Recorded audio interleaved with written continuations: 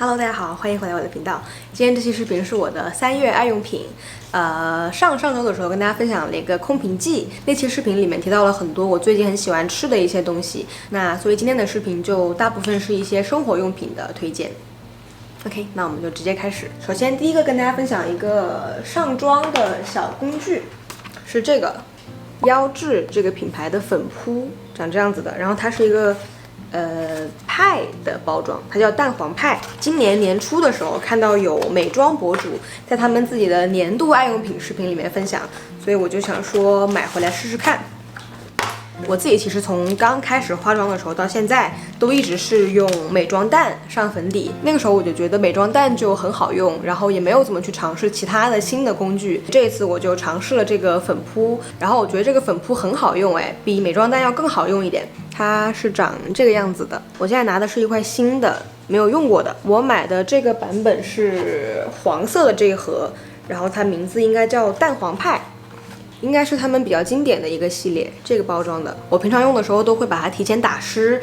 就跟美妆蛋比较像的用法，先让它整个粉扑里面都充满水，然后再把多的水挤干，然后再拿纸巾稍微按一下，就差不多可以用了。我刚刚去把这一块粉扑打湿了，给你们看它的对比。这块是我刚刚去打湿了，然后这个是干的，就是沾水之后它会体积变得稍微大一点，然后会变得软软的嫩嫩的，它就可以这样拽拽的感觉，就是可以晃。这个干的就不行，我觉得打湿之后会比较适合用来上粉底液，粉底液在脸上可以上的特别的细腻，然后很服帖。它这个贴脸的地方因为是扁的，是个平面，所以会比美妆蛋上妆的面积要大一点，所以你整个上粉底的速度会变得比较快。然后也是因为它这个扁的形状，你会更加习惯用它这样拍着上妆。这种拍的上妆办法本身就会比你这样搓或者这样拽会来得好一点，对你的皮肤没有什么拉扯，然后上妆效果也会更加好。所以我现在已经全面的换成了用粉扑上妆。它有一个小小的问题，就是它用久了容易变形。这个是我用了，因为我一直懒得换，所以我可能用了好几个月。它如果变成这个样子的话，就其实已经用不了了，因为它这个面已经不平了，它没有办法完全贴在你的脸上，就它中间这一坨会碰不到皮肤，所以就其实没有办法用了。但是它的官方建议是每个月就要更换一次粉扑。我觉得如果每个月换的话，应该就不会有这个变形的问题。然后它的价格其实也不高，这样一盒粉扑是20人民币，然后里面有3个，算下来其实1块多新币一个，每个月换一个新的用，我觉得是完全没有问题了，所以这个还挺不错的。他们品牌其实有很多不同的系列，然后我当时第一次买其实是不知道哪个系列比较好用，所以我其实买了他们同品牌的2个不同的系列。一个是这个我刚刚跟大家说的这个蛋黄派，我觉得是好用的。然后我还买了一个这个，它是红色的，叫红豆，然后它是皮面粉扑，就是它的表面会比刚刚那个更光滑。这个我用下来不是特别的喜欢，因为我觉得用它上粉底液的时候脸会有点黏黏的，拍在脸上的时候会有黏糊糊的感觉，我不是特别喜欢，可能更适合用来上更干一点的粉底，比如说粉底膏或者是遮瑕膏什么的，可能会好一点。大家如果用粉底液比较多的话，还是推荐这个蛋黄派，这个黄色的。我是在淘宝上买的，然后他们的官方旗舰店是不给寄到新加坡的，所以我找了一个那种美妆集合店，然后他们可以只有新加坡，所以也很方便。我会把那个店铺的链接放在信息栏里面，大家如果有兴趣的话可以去找一下。下面一个也是一个彩妆用品，是我最近很喜欢用的一个口红，一个唇泥，它叫做，也是一个最近几年才流行起来的新玩意，叫做唇泥，品牌是这个，叫做 Into You， 色号是8号08号。这个品牌应该已经在国内流行了很长一段时间了，然后我没有用过唇泥，我觉得很新鲜，所以我就买了一支回来试试看。然后我还挺喜欢这支的，它颜色比较温柔，但是又不是那种特别浅的裸色，有一点点红棕色，又有一点奶茶色的感觉，质地有一点奇怪，有一点特别，因为它叫唇泥嘛，所以它就是有一点搓泥，我觉得会有一点容易结块，不是很均匀的那种状态，所以我每次用的时候都不会取太多的量，然后涂一点点在嘴巴中间，再把它抹开。看它这样，它这个中间这一块其实是可以涂开的，所以它颜色其实会有一个深浅的区别，可以叠加，我觉得还挺提气色的，很好看。我现在嘴巴上其实就是这个颜色，但它在我嘴巴上的颜色其实跟手上区别还挺大的。用它之前要记得涂唇膏，要不然嘴巴会有点干。然后除此之外，它有一点点染色，就是比较容易染到口罩上。平常出门的时候，如果我涂了这个唇膏，然后我又马上戴口罩的话，下一次我在摘口罩的时候，那口罩里面就会全是这个口红的红色，所以尽量不要涂完之后马上就戴口罩。除此之外，我还挺喜欢它的，就是颜色也很好看，然后性价比也很高。它这个包装其实也做的还挺好的，它整个是一个磨砂的质感，就摸起来还挺舒服的。我其实还会想再买几支不同的色号再来试试看。OK， 接下来跟大家分享一个我的精神粮食，之前也在 Vlog 跟大家提到过的喜马拉雅国际版的 APP， 它是一个听书软件，就是有声书软件。我其实是一个很喜欢读实体书的人，很喜欢看纸质书的感觉，但其实我并不是所有的书都会买纸质书来收藏，因为在国外其实买书会比较贵，然后书也是看一本是一本，就会越来越多，到时候搬家呀或者是移动的时候就会负担很大。有很多书其实都很适合用听的方法来读，比如说那些偏消耗性的书，或者是你觉得你只会读一次的书，把它改成用听书软件来听的方式，这样会更省钱，然后也会更环保一点。比如说我早上出门遛狗，然后有时候开车，然后有时候做家务的时候，都有很多可以利用起来的时间，这些时间就很适合用来听书。那我最常用的听书软件就是喜马拉雅国际版，他们平台上有5万多本中文的书籍，里面也包括很多适合女生去读的畅销书，比如说像《自卑与超越》，然后改变人生的谈话，这些书都是不那么深奥，然后比较白话的内容，特别适合你在碎片时间可能注意力并不是100%集中的时候，也可以不费力气的去听懂的一些书籍。然后除此之外，喜马拉雅国际版还有一个特别有特色的地方，它是一个多语言内容的软件，就它上面除了有中文，还有英文、日文和西班牙文，就是一共有4种不同语言的内容。你可以听到一些外文录制的名人精英的有声课程，然后同时你还可以把它当成一个学习外语、练习听力的一个工具。今天我想来给大家推荐一个我在喜马拉雅上听的我很喜欢的一个有声播客节目，叫做故事 FM。 它就是一个讲故事的栏目，然后每期会有不同的故事。最开始我是在不是闷的视频里面听到他推荐这个故事 FM，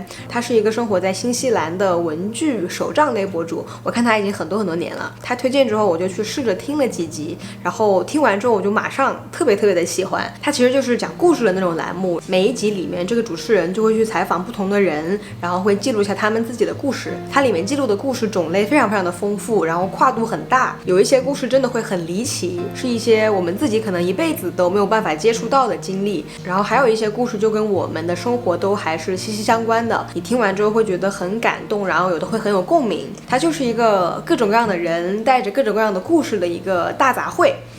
每一期都很精彩，他们会邀请故事的主人公来节目里面一起进行录制，然后会由这个人讲他自己的故事。你知道大部分的人讲话其实都不是那种播音主持人的感觉，他们会有自己的可能有方言，可能会有自己的说话习惯，所以每个人用他们自己的声音去讲自己的故事，就真的很真实，然后很有代入感。每一期节目都做得很认真很专业，每次你都会听到这个主持人他会娓娓道来的介绍今天的主人公，包括每期节目都有不同的配乐，然后包括他们对整个内容的节奏的把握都是很专业，然后质量很高的一个播客节目。除了我喜欢听之外，天哥也很喜欢听，我们俩就经常晚上回家的时候，就是在开车的时候会一起听这个故事。就是晚上9、10点的时候，我们在高速公路上开车，然后看路边的路灯，听着各种不同的人讲他们的故事，每次都体会到人生百态的那种感觉。到目前我印象最深刻的是从81集开始一个连续的系列，叫做我去朝鲜上大学。这个系列真的很经典，就是很有意思，然后很容易听进去。大家如果是第一次接触这种类型的有声播客的话，可以去从这一集试试看。喜马拉雅的国际版就他们全部的内容都很完整，每一集都可以找到，所以也很方便。那再回到这个喜马拉雅的平台上有一些内容是需要会员才可以看的，如果是普通用户通过他们网站去注册的话，是可以获得7天的免费 VIP 的试用。但是大家如果通过我的专属链接进去的话，可以领取到30天的免费 VIP 试用。然后喜马拉雅最近也在举办一个叫做用耳朵阅读的环保公益活动，截止到4月7号之前，每多一位观众去领取这个30天的免费试用期，喜马拉雅就会捐赠给国际地球日这个环保公益组织1美元。那如果你在4月7号之后才看到今天这个视频也没有关系，虽然公益活动已经结束了，你还是可以通过我的链接去领取到30天的免费试用。大家可以趁这个机会去尝试一下听书，给自己培养一个更加环保的阅读习惯。如果之后你觉得不喜欢或者是不太适合你的话，也是可以随时取消的。那我会把折扣码和折扣链接都放在视频下面的信息栏里面，大家记得去领取这个30天的免费试用，然后跟我一起来参加用耳朵阅读的环保公益活动。OK， 下一个爱用品来给大家分享一套我最近特别喜欢的 Fresh 的西柚味道的沐浴露和身体乳，这一套。这个真的太好闻了，我喜欢它的绝大部分的原因就是因为它的味道。我本身就很喜欢柑橘、柚子之类的水果，然后这个沐浴露的味道真的完全打败我。它是很清香，然后又有一点甜味的那种柚子皮的味道，它完全吸取了那个西柚的清香，一点都没有西柚吃起来那种苦的味道，闻起来是比较清爽的，然后它味道也算比较浓的那种，就是你洗澡的时候整个淋浴间全是这个香味，很甜、很香、很清新的柚子水果味。我觉得像夏天然后出汗很多的时候，你觉得身上比较黏腻的时候，你用它洗完之后就会觉得很清爽、很干净，然后它这个味道也会让人觉得很放松，它也很容易搓出泡泡，冲的也很干净，洗完之后皮肤也不会觉得特别干，应该可以算是目前用过的最喜欢的沐浴露了。真的很香，很好闻。然后这个是它同系列的一个身体乳，这个我觉得也很好用，主要也是它的味道很好闻，它们两个的味道是一样的。然后这个身体乳的滋润度我觉得不算特别的高，就是如果在很干燥的冬天可能不能用。它涂啊，它涂在身上就很容易吸收，然后涂完之后是很清爽，完全不会有那种黏黏的很油腻的感觉，我觉得就很适合夏天在空调房里面用。这样一套包装也很简单，然后也很好看，我觉得也很适合送给朋友当礼物。一个小小的缺点，它这个版本的按压头不是很好用，我经常这样往身上倒的时候容易夹到肉，就有点吓人。不过这个瓶盖应该是有那个按压头的版本的，所以这个应该是很好解决的问题，非常喜欢这个。我每次拍视频的时候都在旁边放一包这个梅子，中途讲到嘴巴特别干的时候，我就会吃一颗梅子，会有一点生津止渴的效果。小梅屋的这个红糖味梅饼，还有一个蜂蜜味梅饼，这两个都很好吃。下一个来跟大家分享一个漱口水，叫做 TheraBreath， 这个品牌的一个漱口水。这个品牌的漱口水我看到有很多人都推荐过，然后其实我很久以前就一直想买来试试看，但是我每次想去屈臣氏找它都没有货，我去找了2-3次都没有找到，然后后来就终于自己在 Shopee 上面下了单，买了2瓶这个漱口水。我买的是这个绿色瓶子的，然后它应该是一个味道比较淡、比较温和的一个口味。它还有另外一个蓝色，那个蓝色应该是薄荷口味比较重的。这个果然很好用，它的味道一点也不刺激，然后它没有酒精，所以也一点都没有酒精味，然后也没有那种牙膏味，就是完全不刺激，然后一点也不辣嘴巴。而且我很喜欢它的一点是，你用完漱口水之后，不是还要再用清水再漱一遍口吗？那一遍漱口的时候，你会感觉那个清水变得特别的甜，然后就有一个很神奇的感觉。反正使用感是特别好的，比我之前用过的所有的漱口水都更舒服。你吃完饭，或者是吃完火锅，或者吃完那种甜食之后，嘴巴里面会有那种腻的不是很舒服的味道，你就用一下这个漱口水，马上就变得很清爽。我之前因为戴隐适美的牙套，所以也用过很多不同的漱口水，然后我觉得目前这个是我用下来觉得最舒服，然后也最好接受的一个漱口水，给大家推荐这个。尤其是如果你觉得普通的漱口水有酒精味、有辣味或是很刺激的话，你一定要去试试这个，真的会让你对漱口水整个这个品类有一点点改观。买的话也很方便，其实之前应该是在 Watson 都可以买到的，但是我去了好几家不同的店都没有找到，所以如果要比较保险的话，可以在 Shopee 上面买，也挺方便的。OK， 下一个给大家分享一个包包，就是这个黑色的包，之前在 Vlog 里面给大家拍过开箱的。我很少跟大家分享衣服和包包类的东西，但是这个包我最近用的还挺多的，然后我也很喜欢它。基本上除了帆布包之外，我就是背这个包出门。它是一个比较小众的韩国品牌，叫做 Olito。这个牌上有它这个品牌的 logo， 然后在 W Concept 上面就有卖。这个包型应该是他们品牌就是算是最有代表性的一个形状。其实我就觉得它的造型还挺好看的，它是属于比较硬挺的包包，就它这个形状其实维持的还蛮好的。我现在里面其实几乎没有放东西，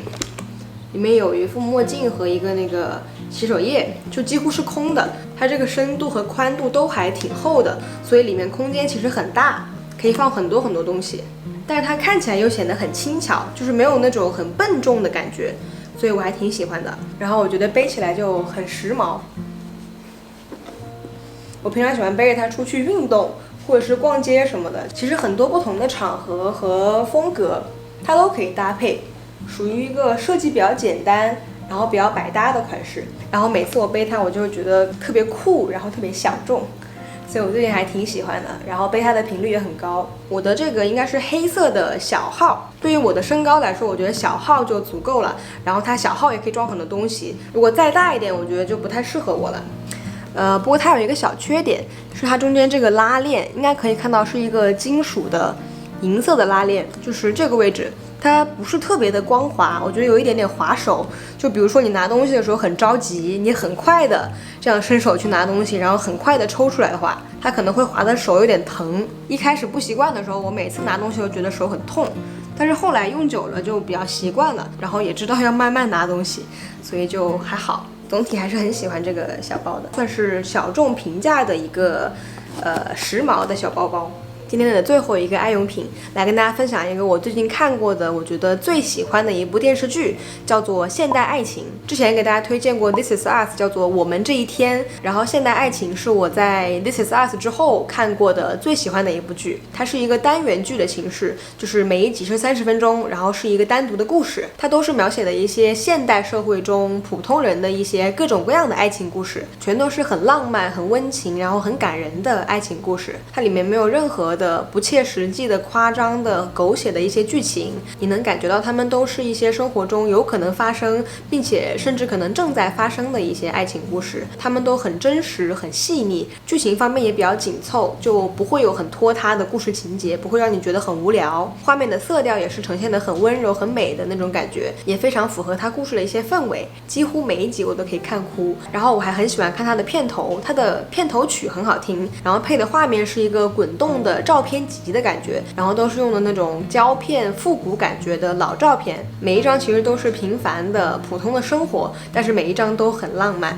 各方面都属于我很喜欢的电视剧的类型。我很喜欢自己在晚上的时候点蜡烛，然后喝一点点白葡萄酒来看这个电视剧，然后有时候天哥也会跟我一起，他也觉得很有意思，不会觉得特别无聊，所以也很适合情侣和夫妻一起看。它目前一共出了2季，然后每一季都只有8集。然后我觉得其实第1季比第2季要更好看一点，会更精彩一点，但是第2季也很不错，也值得去看的。所以把这个我非常非常喜欢的电视剧推荐给大家，如果你还没有看过这一部的话，可以去试试看，我觉得应该会有很多人都喜欢的。OK， 那今天的视频就到这结束了，跟大家分享了一些生活方面的好东西。我觉得爱用品视频就像是在给自己一段时间的生活做一个总结、一个交代，然后把它们好好的整理了，跟大家分享了，这样我才开始新的生活，然后去发现新的好东西。对我来说是一个很好的总结和整理的办法。大家记得去领取30天的免费试用期，然后跟我一起来参加用耳朵阅读的环保公益活动。记得要订阅我的频道，我们就下期视频再见。